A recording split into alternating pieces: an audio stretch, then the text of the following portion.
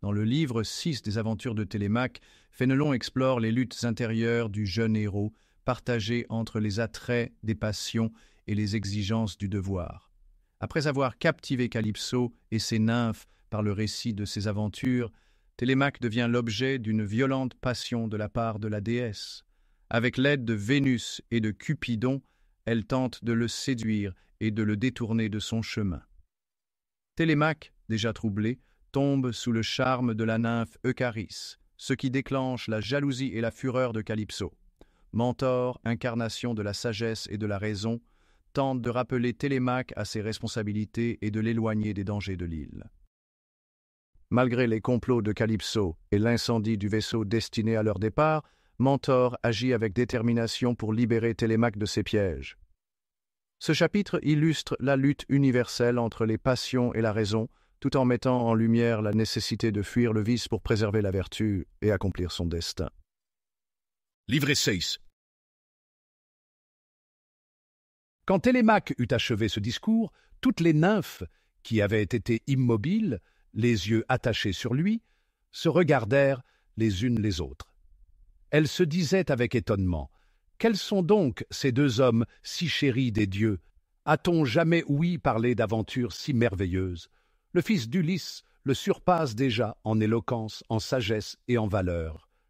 Quelle mine, quelle beauté, quelle douceur, quelle modestie, mais quelle noblesse et quelle grandeur ! Si nous ne savions qu'il est le fils d'un mortel, on le prendrait aisément pour Bacchus, pour Mercure, ou même pour le grand Apollon. Mais quel est ce Mentor, qui paraît un homme simple, obscur et d'une médiocre condition ? Quand on le regarde de près, on trouve en lui je ne sais quoi au-dessus de l'homme. Calypso écoutait ses discours avec un trouble qu'elle ne pouvait cacher. Ses yeux errants allaient sans cesse de Mentor à Télémaque, et de Télémaque à Mentor. Quelquefois, elle voulait que Télémaque recommençât cette longue histoire de ses aventures, puis tout à coup, elle s'interrompait elle-même. Enfin, se levant brusquement, elle mena Télémaque seule dans un bois de myrte, où elle n'oublia rien pour savoir de lui si Mentor n'était point une divinité cachée sous la forme d'un homme. Télémaque ne pouvait le lui dire, car Minerve, en l'accompagnant sous la figure de Mentor, ne s'était point découverte à lui à cause de sa grande jeunesse. Elle ne se fiait pas encore assez à son secret pour lui confier ses desseins. D'ailleurs, elle voulait l'éprouver par les plus grands dangers, et, s'il eût su que Minerve était avec lui, un tel secours l'eût trop soutenu. Il n'aurait eu aucune peine à mépriser les accidents les plus affreux. Il prenait donc Minerve pour Mentor, et tous les artifices de Calypso furent inutiles pour découvrir ce qu'elle désirait savoir. Cependant, toutes les nymphes, assemblées autour de Mentor, prenaient plaisir à le questionner.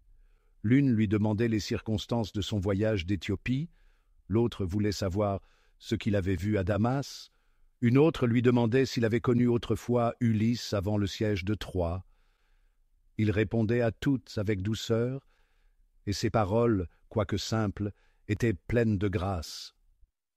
Calypso ne les laissa pas longtemps dans cette conversation, elle revint, et pendant que ces nymphes se mirent à cueillir des fleurs en chantant pour amuser Télémaque, elle prit à l'écart Mentor pour le faire parler.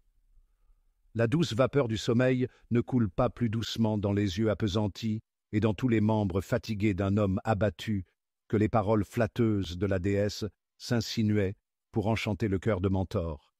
Mais elle sentait toujours je ne sais quoi qui repoussait tous ses efforts et qui se jouait de ses charmes. Semblable à un rocher escarpé qui cache son front dans les nues et qui se joue de la rage des vents, Mentor, immobile dans ses sages desseins, se laissait presser par Calypso. Quelquefois même, il lui laissait espérer qu'elle l'embarrasserait par ses questions et qu'elle tirerait la vérité du fond de son cœur. Mais, au moment où elle croyait satisfaire sa curiosité, ses espérances s'évanouissaient. Tout ce qu'elle s'imaginait tenir lui échappait tout à coup, et une réponse courte de Mentor la replongeait dans ses incertitudes. Elle passait ainsi les journées, tantôt flattant Télémaque, tantôt cherchant les moyens de le détacher de Mentor, qu'elle n'espérait plus de faire parler. Elle employait ses plus belles nymphes à faire naître les feux de l'amour dans le cœur du jeune Télémaque, et une divinité plus puissante qu'elle vint à son secours pour y réussir. Vénus, toujours pleine de ressentiment du mépris que Mentor et Télémaque avaient témoigné pour le culte qu'on lui rendait dans l'île de Chypre, ne pouvait se consoler de voir que ces deux téméraires mortels eussent échappé au vent et à la mer dans la tempête excitée par Neptune. Elle en fit des plaintes amères à Jupiter, mais le Père des dieux, souriant, sans vouloir lui découvrir que Minerve, sous la figure de Mentor, avait sauvé le fils d'Ulysse, permit à Vénus de chercher les moyens de se venger de ces deux hommes. Elle quitte l'Olympe. Elle oublie les doux parfums qu'on brûle sur ses autels à Paphos, à Cythère et à Idalie. Elle vole dans son char, attelé de colombes. Elle appelle son fils, et la douleur répandant sur son visage de nouvelles grâces, elle parle ainsi. « Vois-tu, mon fils, ces deux hommes qui méprisent ta puissance et la mienne? Qui voudra désormais nous adorer? Va, perce de tes flèches ces deux cœurs insensibles. Descends avec moi dans cette île. Je parlerai à Calypso. » Elle dit, et fendant les airs dans un nuage tout doré, elle se présenta à Calypso, qui dans ce moment n'était seule au bord d'une fontaine assez loin de sa grotte.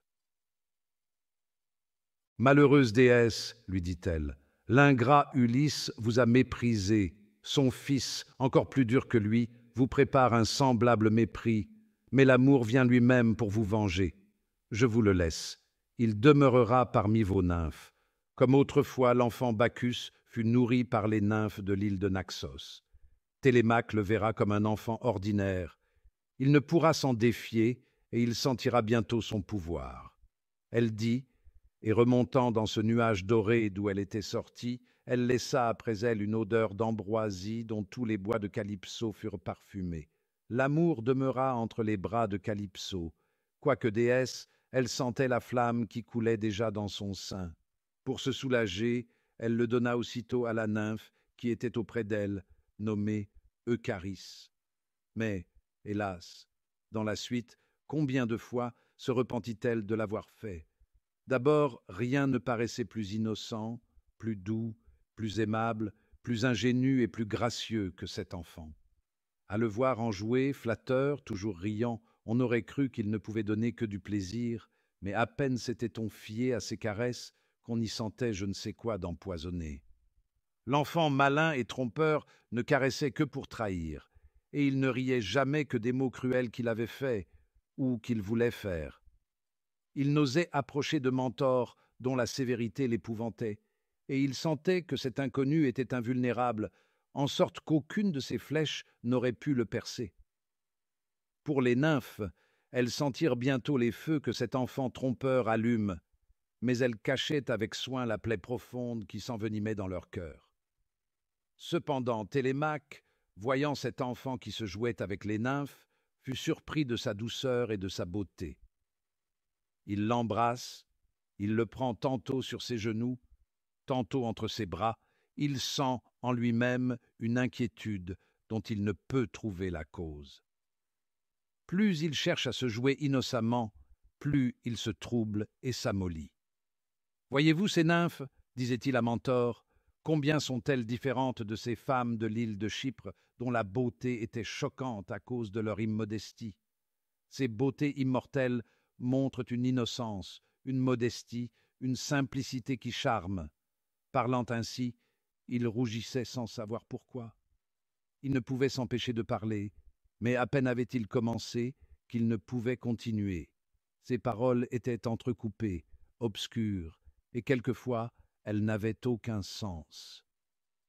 Mentor lui dit « Ô Télémaque, les dangers de l'île de Chypre n'étaient rien si on les compare à ceux dont vous ne vous défiez pas maintenant. Le vice grossier fait horreur, l'impudence brutale donne de l'indignation. Mais la beauté modeste est bien plus dangereuse. En l'aimant, on croit n'aimer que la vertu, et insensiblement, on se laisse aller aux appâts trompeurs d'une passion qu'on n'aperçoit que quand il n'est presque plus temps de l'éteindre. Fuyez, ô mon cher Télémaque, fuyez ces nymphes qui ne sont si discrètes que pour vous mieux tromper, fuyez les dangers de votre jeunesse, mais surtout, fuyez cet enfant que vous ne connaissez pas. C'est l'amour que Vénus, sa mère, est venue apporter dans cette île pour se venger du mépris que vous avez témoigné pour le culte qu'on lui rend à Cythère. Il a blessé le cœur de la déesse Calypso. Elle est passionnée pour vous. Il a brûlé toutes les nymphes qui l'environnent. Vous brûlez vous-même, ô malheureux jeune homme, presque sans le savoir. Télémaque interrompait souvent Mentor, en lui disant « Pourquoi ne demeurerions-nous pas dans cette île? Ulysse ne vit plus. Il doit être depuis longtemps enseveli dans les ondes. Pénélope, ne voyant revenir ni lui ni moi, n'aura pu résister à tant de prétendants. Son père Icare l'aura contrainte d'accepter un nouvel époux.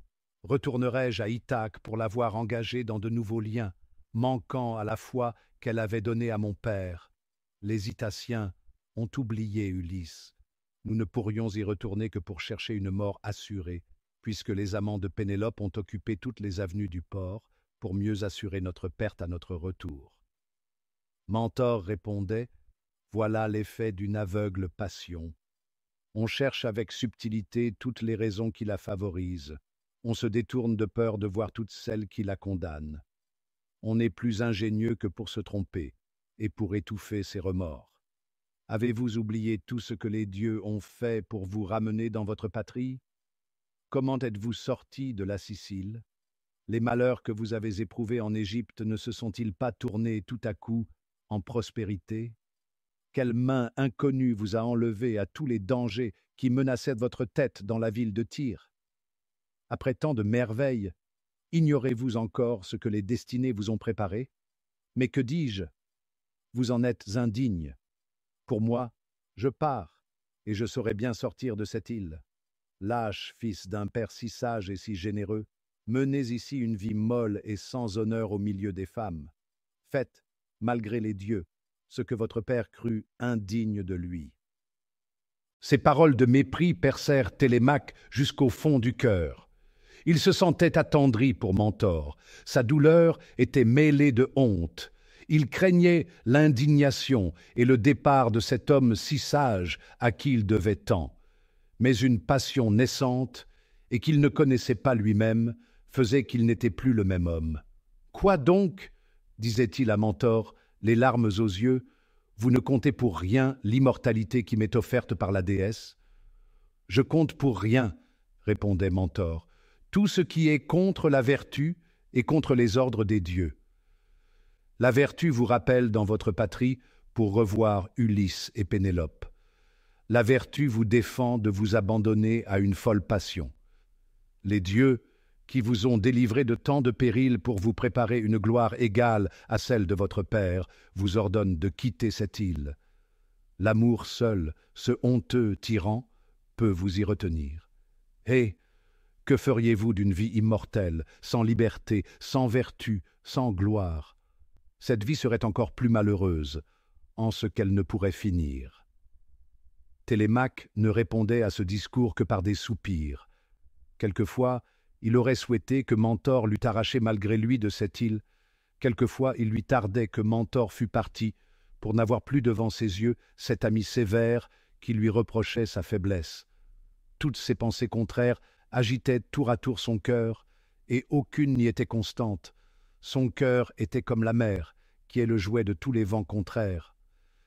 Il demeurait souvent étendu et immobile sur le rivage de la mer. Souvent, dans le fond de quelque bois sombre, versant des larmes amères et poussant des cris semblables au rugissement d'un lion. Il était devenu maigre. Ses yeux creux étaient pleins d'un feu dévorant.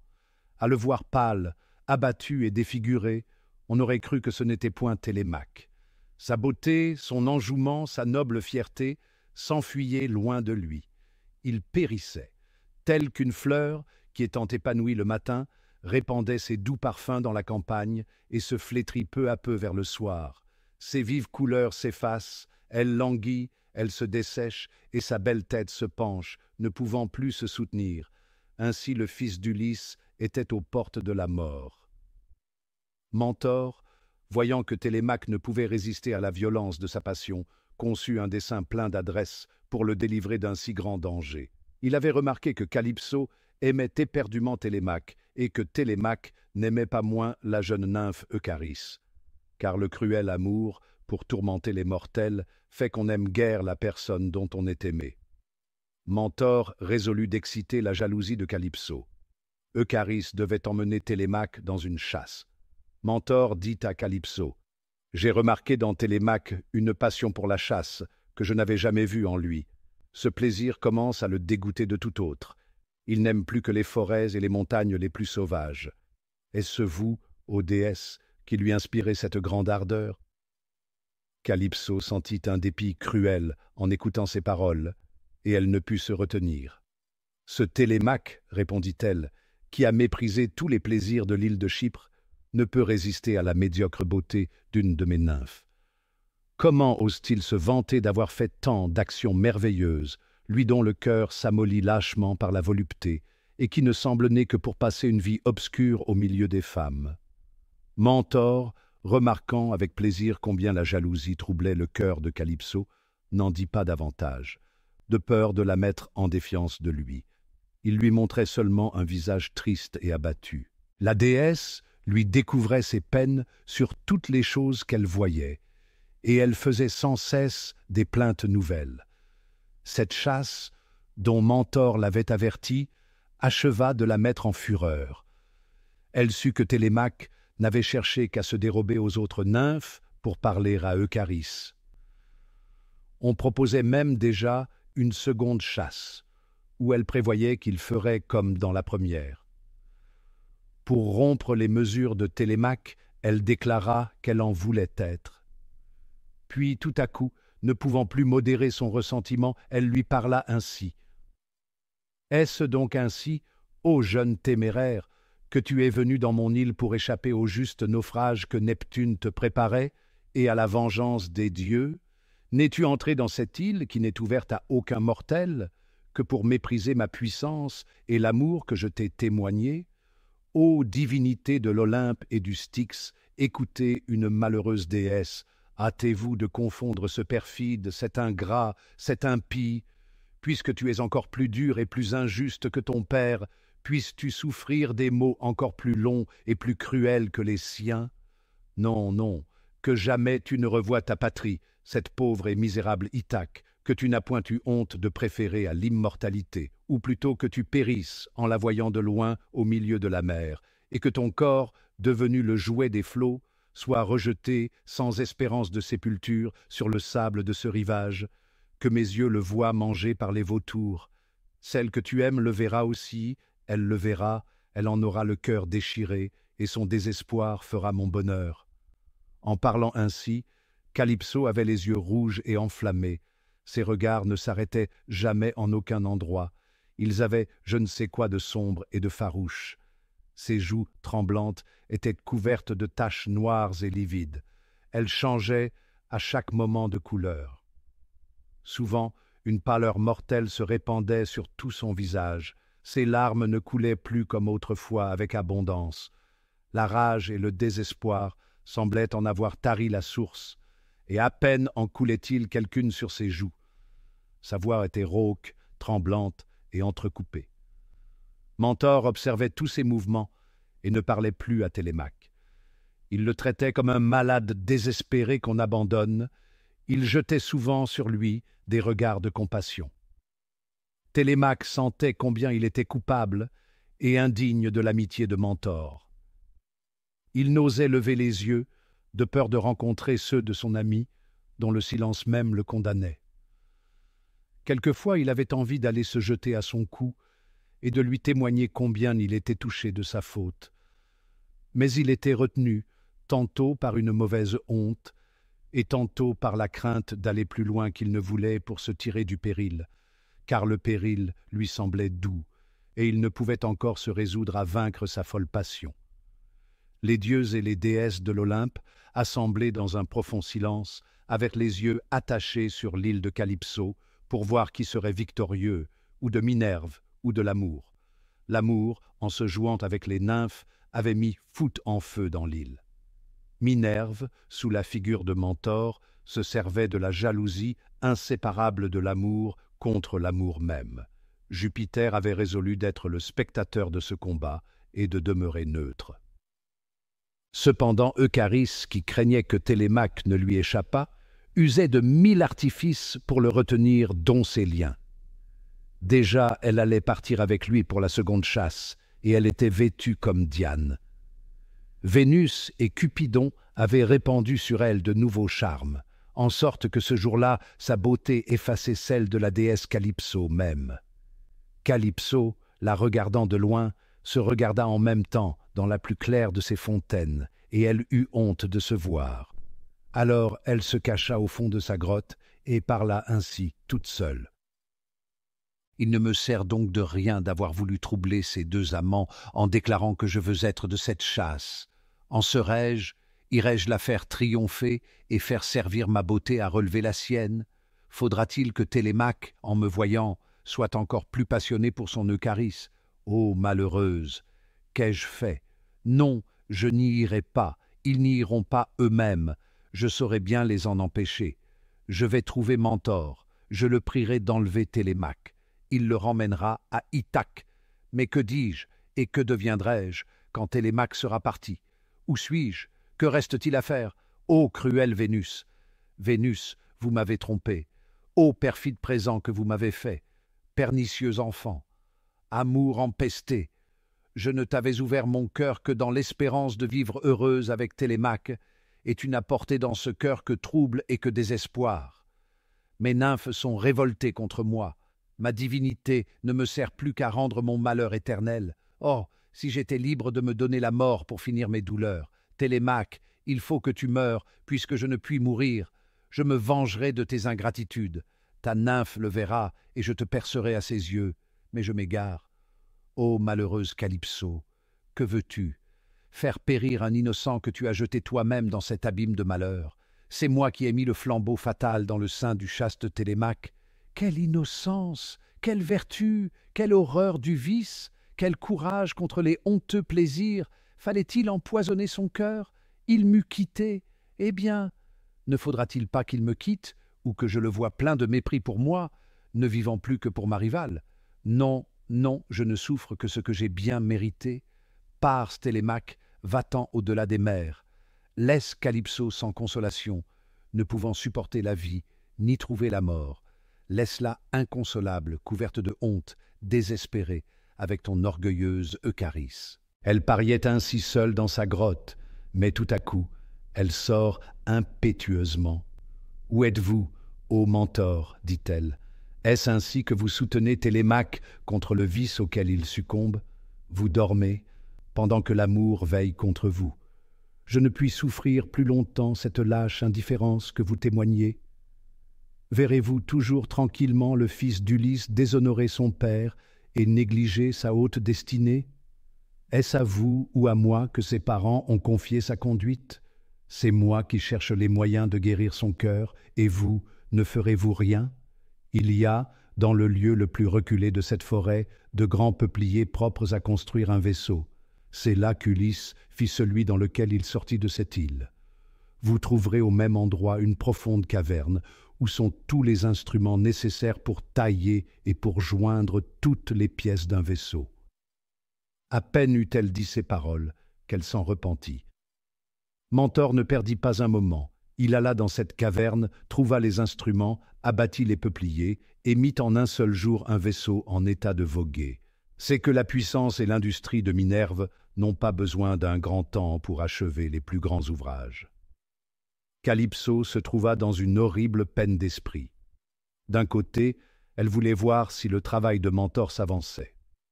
De l'autre, elle ne pouvait se résoudre à quitter la chasse, où Eucharis aurait été en pleine liberté avec Télémaque. La jalousie ne lui permit jamais de perdre de vue ses deux amants. Mais elle tâchait de tourner la chasse du côté où elle savait que Mentor faisait le vaisseau. Elle entendait les coups haches et de marteau, elle prêtait l'oreille, chaque coup la faisait frémir, mais, dans le moment même, elle craignait que cette rêverie ne lui eût dérobé quelques signes ou quelques coups d'œil de Télémaque à la jeune nymphe. Cependant, Eucharis disait à Télémaque d'un ton moqueur, « Ne craignez-vous point que Mentor ne vous blâme d'être venu à la chasse sans lui? Oh, que vous êtes à plaindre de vivre sous un si rude maître! Rien ne peut adoucir son austérité. Il affecte d'être ennemi de tous les plaisirs. Il ne peut souffrir que vous en goûtiez aucun. il vous fait un crime des choses les plus innocentes. Vous pouviez dépendre de lui pendant que vous étiez hors d'état de vous conduire vous-même. Mais, après avoir montré tant de sagesse, vous ne devez plus vous laisser traiter en enfant. » Ces paroles artificieuses percèrent le cœur de Télémaque et le remplissèrent de dépit contre Mentor, dont il voulait secouer le joug. Il craignait de le revoir et ne répondait rien à Eucharis, tant il était troublé. Enfin, vers le soir, la chasse s'étant passée de part et d'autre dans une contrainte perpétuelle, on revint par un coin de la forêt assez voisin du lieu où Mentor avait travaillé tout le jour. Calypso aperçut de loin le vaisseau achevé. Ses yeux se couvrirent à l'instant d'un épais nuage, semblable à celui de la mort. Ses genoux tremblants se dérobèrent sous elle. Une froide sueur courut par tous les membres de son corps. Elle fut contrainte de s'appuyer sur les nymphes qui l'environnaient, et Eucharis, lui tendant la main pour la soutenir, elle la repoussa en jetant sur elle un regard terrible. Télémaque, qui vit ce vaisseau, mais qui ne vit point Mentor, parce qu'il s'était déjà retiré, ayant uni son travail, demanda à la déesse à qui était ce vaisseau et à quoi on le destinait. D'abord elle ne put répondre, mais enfin elle dit « C'est pour renvoyer Mentor que je l'ai fait faire. Vous ne serez plus embarrassé par cet ami sévère qui s'oppose à votre bonheur et qui serait jaloux si vous deveniez immortel. Mentor m'abandonne. C'est fait de moi, » s'écria Télémaque. « Ô Eucharis, si Mentor me quitte, je n'ai plus que vous. » Ces paroles lui échappèrent dans le transport de sa passion. Il vit le tort qu'il avait eu en les disant, mais il n'avait pas été libre de penser au sens de ces paroles. Toute la troupe étonnée demeura dans le silence. Eucharis, rougissant et baissant les yeux, demeurait derrière, tout interdite, sans oser se montrer. Mais pendant que la honte était sur son visage, la joie était au fond de son cœur. Télémaque ne se comprenait plus lui-même et ne pouvait croire qu'il eût parlé si indiscrètement. Ce qu'il avait fait lui paraissait comme un songe, mais un songe dont il demeurait confus et troublé. Calypso, plus furieuse qu'une lionne à qui on a enlevé ses petits, courait au travers de la forêt, sans suivre aucun chemin et ne sachant où elle allait. Enfin, elle se trouva à l'entrée de sa grotte, où Mentor l'attendait. « Sortez de mon île, dit-elle, ô étranger, qui êtes venu troubler mon repos. Loin de moi ce jeune insensé, et vous, imprudent vieillard, vous sentirez ce que peut le courroux d'une déesse si vous ne l'arrachez d'ici tout à l'heure. Je ne veux plus le voir. Je ne veux plus souffrir qu'aucune de mes nymphes lui parle ni le regarde. J'en jure par les ondes du Styx serment qui fait trembler les dieux mêmes. Mais apprends, Télémaque, que tes maux ne sont pas finis. Ingrat, tu ne sortiras de mon île que pour être en proie à de nouveaux malheurs. Je serai vengé, tu regretteras Calypso, mais en vain. Neptune, encore irrité contre ton père qui l'a offensé en Sicile et sollicité par Vénus, que tu as méprisé dans l'île de Chypre, te prépare d'autres tempêtes. Tu verras ton père qui n'est pas mort, mais tu le verras sans le connaître. Tu ne te réuniras avec lui en Ithaque qu'après avoir été le jouet de la plus cruelle fortune. Va, je conjure les puissances célestes de me venger. Puisses-tu, au milieu des mers, suspendu aux pointes d'un rocher et frappé de la foudre, invoquer en vain Calypso, que ton supplice comblera de joie. » Ayant dit ces paroles, son esprit agité était déjà prêt à prendre des résolutions contraires. L'amour rappela dans son cœur le désir de retenir Télémaque. « Qu'il vive, disait-elle en elle-même, qu'il demeure ici. Peut-être qu'il sentira enfin tout ce que j'ai fait pour lui. Eucharis ne saurait comme moi lui donner l'immortalité. Ô trop aveugle Calypso, tu t'es trahi toi-même par ton serment, te voilà engagé, et les ondes du Styx par lesquelles tu as juré ne te permettent donc plus aucune espérance. » Personne n'entendait ces paroles, mais on voyait sur son visage les furies peintes, et tout le venin empesté du noir cocyte semblait s'exhaler de son cœur. Télémaque en fut saisi d'horreur. Elle le comprit, car qu'est-ce que l'amour jaloux ne devine pas? Et l'horreur de Télémaque redoubla les transports de la déesse. semblable à une bacchante qui remplit l'air de ses hurlements et qui en fait retentir les hautes montagnes de Thrace. Elle court au travers des bois avec un dard en main, appelant toutes ses nymphes et menaçant de percer toutes celles qui ne la suivront pas. Elle court en foule, effrayée de cette menace. Eucharis même s'avance les larmes aux yeux et regardant de loin Télémaque, à qui elle n'osait plus parler.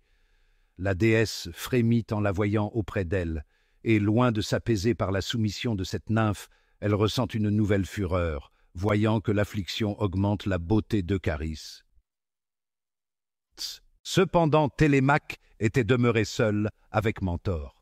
Il embrasse ses genoux, car il n'osait l'embrasser autrement, ni le regarder. Il verse un torrent de larmes. Il veut parler. La voix lui manque. Les paroles lui manquent encore davantage. Il ne sait ni ce qu'il doit faire, ni ce qu'il fait, ni ce qu'il veut. Enfin, il s'écrie « Ô mon vrai père, ô Mentor, délivrez-moi de tant de maux. Je ne puis ni vous abandonner, ni vous suivre. Délivrez-moi de tant de maux. Délivrez-moi de moi-même. Donnez-moi la mort. » Mentor l'embrasse, le console, l'encourage, lui apprend à se supporter lui-même sans flatter sa passion, et lui dit « Fils du sage Ulysse, que les dieux ont tant aimé et qu'ils aiment encore, c'est par un effet de leur amour que vous souffrez des maux si horribles. Celui qui n'a point senti sa faiblesse et la violence de ses passions n'est point encore sage, car il ne se connaît point encore et ne sait point se défier de soi. Les dieux vous ont conduit comme par la main jusqu'au bord de l'abîme pour vous en montrer toute la profondeur sans vous y laisser tomber. Comprenez maintenant ce que vous n'auriez jamais compris si vous ne l'aviez éprouvé. On vous aurait parlé des trahisons de l'amour qui flatte pour perdre et qui, sous une apparence de douceur, cachent les plus affreuses amertumes. Il est venu, cet enfant plein de charme, parmi les ris, les jeux et les grâces. Vous l'avez vu, il a enlevé votre cœur, et vous avez pris plaisir à le lui laisser enlever. Vous cherchiez des prétextes pour ignorer la plaie de votre cœur. Vous cherchiez à me tromper et à vous flatter vous-même. Vous ne craignez rien. Voyez le fruit de votre témérité. Vous demandez maintenant la mort, et c'est l'unique espérance qui vous reste. La déesse troublée ressemble à une furie infernale. Eucharis brûle d'un feu plus cruel que toutes les douleurs de la mort. Toutes ces nymphes jalouses sont prêtes à s'entre-déchirer. Et voilà ce que fait le traître amour, qui paraît si doux. Rappelez tout votre courage. À quel point les dieux vous aiment-ils, puisqu'ils vous ouvrent un si beau chemin pour fuir l'amour et pour revoir votre chère patrie. Calypso elle-même est contrainte de vous chasser. Le vaisseau est tout prêt. Que tardons-nous à quitter cette île où la vertu ne peut habiter ? En disant ces paroles, Mentor le prit par la main et l'entraînait vers le rivage. Télémaque suivait à peine, regardant toujours derrière lui. Il considérait Eucharis qui s'éloignait de lui. Ne pouvant voir son visage, il regardait ses beaux cheveux noués, ses habits flottants et sa noble démarche. Il aurait voulu pouvoir baiser les traces de ses pas. Lors même qu'il la perdit de vue, il prêtait encore l'oreille, s'imaginant entendre sa voix. Quoiqu'absente, il la voyait. Elle était peinte et comme vivante devant ses yeux. Il croyait même parler à elle, ne sachant plus où il était et ne pouvant écouter Mentor. Enfin, revenant à lui comme d'un profond sommeil, il dit à Mentor « Je suis résolu de vous suivre, mais je n'ai pas encore dit adieu à Eucharis. J'aimerais mieux mourir que de l'abandonner ainsi avec ingratitude. Attendez que je la revoie encore une dernière fois pour lui faire un éternel adieu. Au moins, souffrez que je lui dise « Ô nymphes, les dieux cruels, les dieux jaloux de mon bonheur me contraignent de partir, mais ils m'empêcheront plutôt de vivre que de me souvenir à jamais de vous. Ô mon père, ou laissez-moi cette dernière consolation qui est si juste, ou arrachez-moi la vie dans ce moment. Non, je ne veux ni demeurer dans cette île, ni m'abandonner à l'amour. L'amour n'est point dans mon cœur, je ne sens que de l'amitié et de la reconnaissance pour Eucharis. Il me suffit de le lui dire encore une fois, et je pars avec vous sans retardement. Que j'ai pitié de vous, répondait Mentor. Votre passion est si furieuse que vous ne la sentez pas.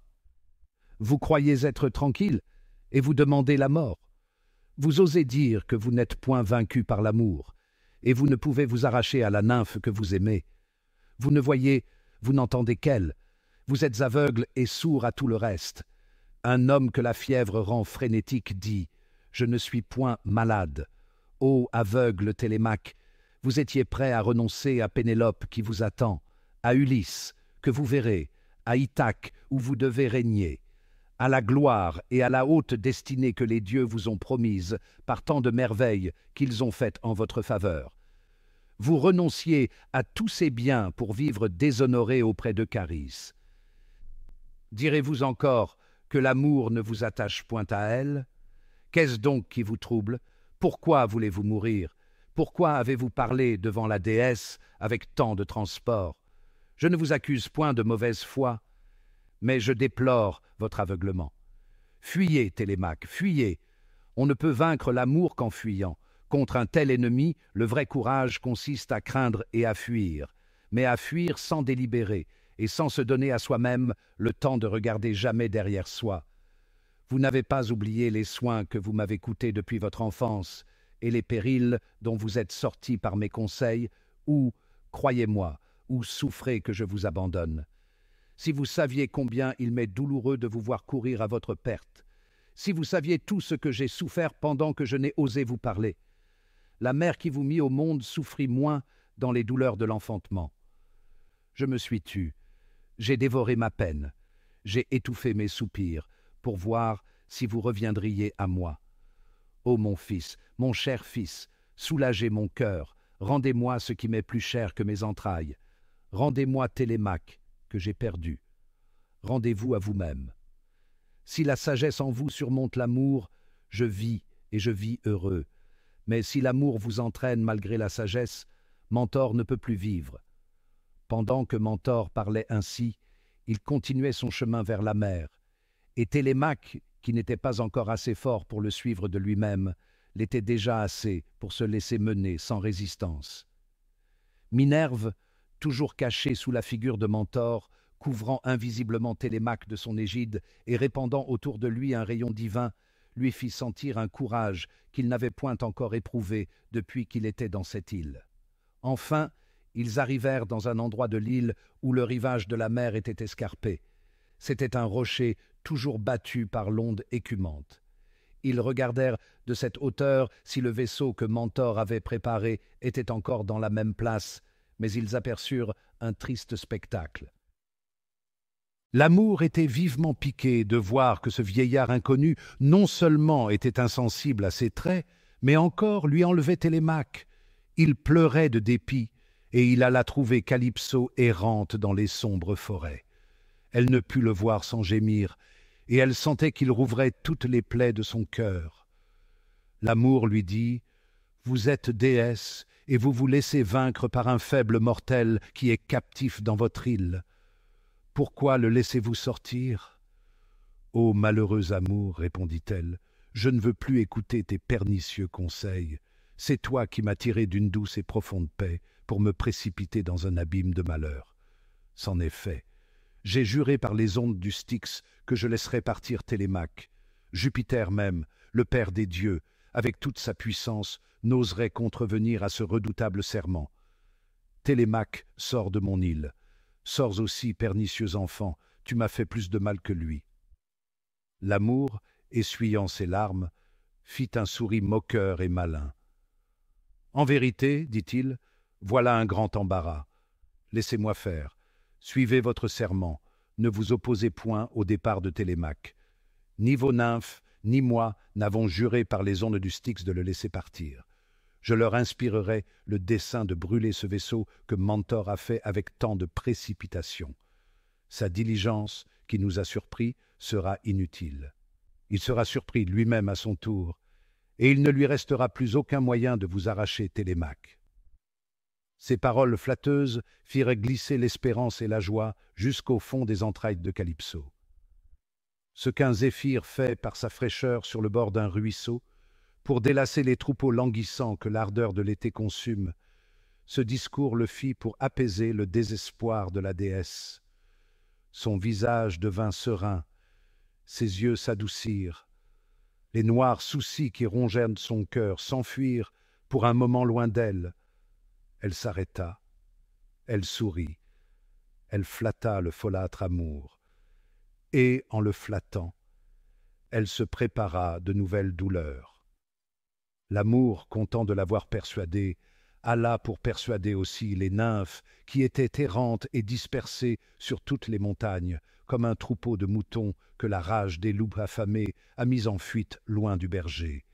L'amour les rassemble et leur dit « Télémaque est encore en vos mains, hâtez-vous de brûler ce vaisseau que le téméraire Mentor a fait pour s'enfuir. » Aussitôt, elles allument des flambeaux, elles accourent sur le rivage, elles frémissent, elles poussent des hurlements, elles secouent leurs cheveux épars comme des bacchantes. Déjà la flamme vole, elle dévore le vaisseau qui est d'un bois sec et enduit de résine. Des tourbillons de fumée et de flammes s'élèvent dans les nues. Télémaque et Mentor aperçoivent ce feu de dessus le rocher et entendent les cris des nymphes. Télémaque fut tenté de s'en réjouir, car son cœur n'était pas encore guéri, et Mentor remarquait que sa passion était comme un feu mal éteint qui sort de temps en temps de dessous la cendre et qui repousse de vives étincelles. « Me voilà donc, dit Télémaque, rengagé dans mes liens. Il ne nous reste plus aucune espérance de quitter cette île. » Tiens, Mentor vit bien que Télémaque allait retomber dans toutes ses faiblesses et qu'il n'y avait pas un seul moment à perdre. Il aperçut de loin, au milieu des flots, un vaisseau arrêté qui n'osait approcher de l'île, parce que tous les pilotes connaissaient que l'île de Calypso était inaccessible à tous les mortels. Aussitôt le sage Mentor, poussant Télémaque, qui était assis sur le bord du rocher, le précipite dans la mer et s'y jette avec lui. Télémaque, surpris de cette violente chute, but l'onde amère et devint le jouet des flots. Mais revenant à lui, et voyant Mentor qui lui tendait la main pour lui aider à nager, il ne songea plus qu'à s'éloigner de l'île fatale. Les nymphes, qui avaient cru les tenir captifs, poussèrent des cris pleins de fureur, ne pouvant plus empêcher leur fuite. Calypso, inconsolable, rentra dans sa grotte qu'elle remplit de ses hurlements. L'amour, qui vit changer son triomphe en une honteuse défaite, s'éleva au milieu de l'air en secouant ses ailes et s'envola dans le bocage d'Idalie où sa cruelle mère l'attendait. L'enfant, encore plus cruel, ne se consola qu'en riant avec elle de tous les maux qu'il avait faits. À mesure que Télémaque s'éloignait de l'île, il sentait avec plaisir renaître son courage et son amour pour la vertu. « J'éprouve, s'écriait-il parlant à Mentor, ce que vous me disiez et que je ne pouvais croire faute d'expérience. On ne surmonte le vice qu'en le fuyant. Ô mon Père, que les dieux m'ont aimé en me donnant votre secours. Je méritais d'en être privé et d'être abandonné à moi-même. Je ne crains plus ni mer, ni vent, ni tempête. Je ne crains plus que mes passions. L'amour est lui seul plus à craindre que tous les naufrages.